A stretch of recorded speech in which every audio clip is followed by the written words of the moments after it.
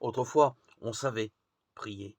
On vivait de certitude. Dans l'Église primitive, les structures bien cohérentes, les prescriptions, les commandements parlaient un langage clair, au point qu'on pouvait se sentir dispensé parfois de penser une autre pensée pour nous, et un autre le faisait pour nous.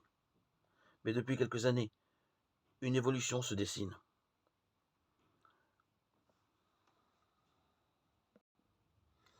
L'aspect des prières communautaires tend à éclipser la dimension personnelle de la prière.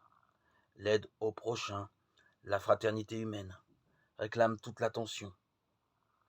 Alors, la prière, à quoi ça sert? Peut-on encore prier, suivre ces récitations, ces rituels? Jadis, on se demandait qu'est-ce que la prière.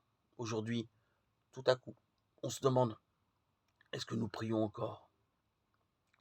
Autrefois, on ne doutait pas de la prière comme telle. Prier est un exercice parmi d'autres, prescrit, voire décrit, selon toutes les règles de l'art. Il y avait des méthodes de prière, beaucoup de méthodes.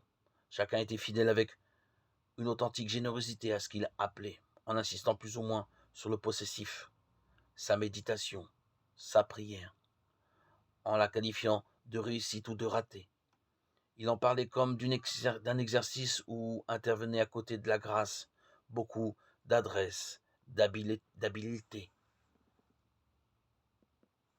Aujourd'hui, soudain tout est changé, nous ne savons plus si nous prions ni même si la prière est encore possible. Autrefois trop facile peut-être, elle semble aujourd'hui incroyablement difficile.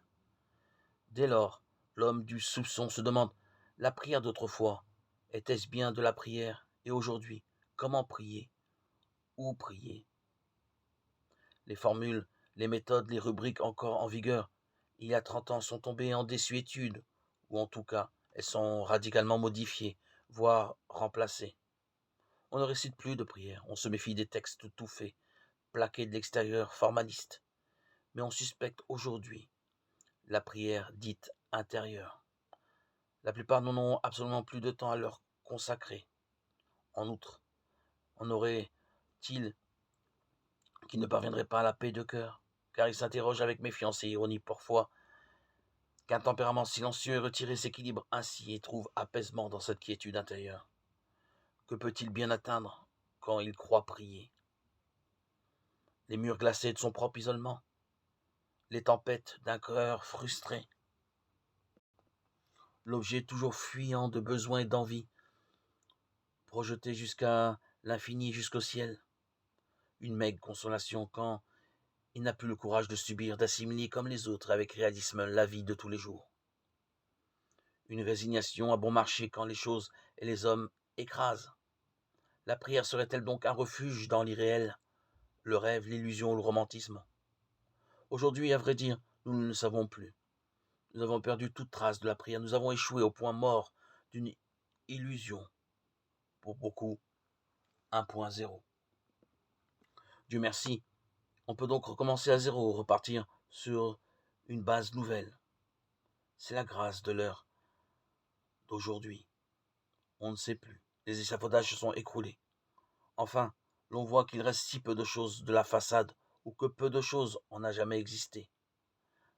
Maintenant, le Seigneur peut tout rebâtir radicalement. D'un ancien, on a conservé cette parole profonde.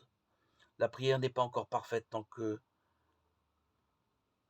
celui qui l'a pris, l'a fait, en est conscient, et sait qu'il prie. Une prière, en fait, conscientisée.